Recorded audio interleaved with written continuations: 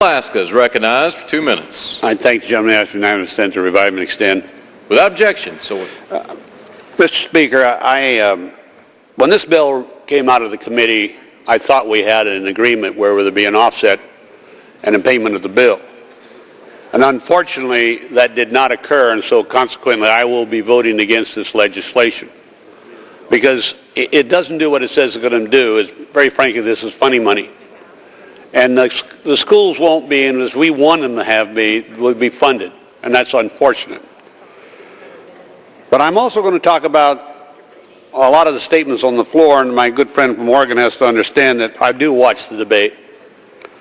There were some statements made that I think were incorrect. In fact, I know, not think, about ANWR and about PET 4 and about independence.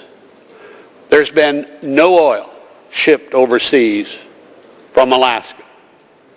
It all goes to the West Coast, at one time through the Panama Canal, through a pipeline for American consumption, all 17 billion barrels of oil.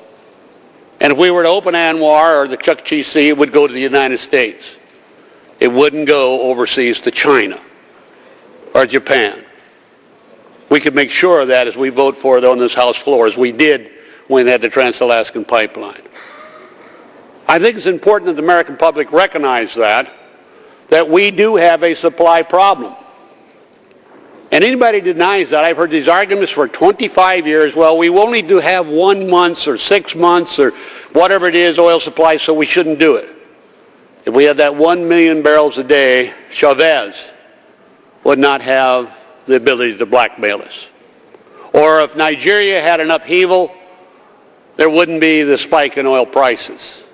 And a lot of people pointing their fingers at all the problems, the big oil, the speculators, and I do think there's some merit in the speculators, because they know we haven't acted in the supply side ever since the Trans-Alaskan Pipeline, not one time.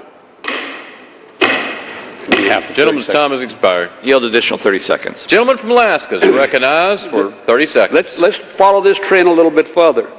If we don't increase our supply, Mr. and Mrs. America, instead of $4 a barrel, it's going to be a gallon, it's going to be $10 a gallon by January 1.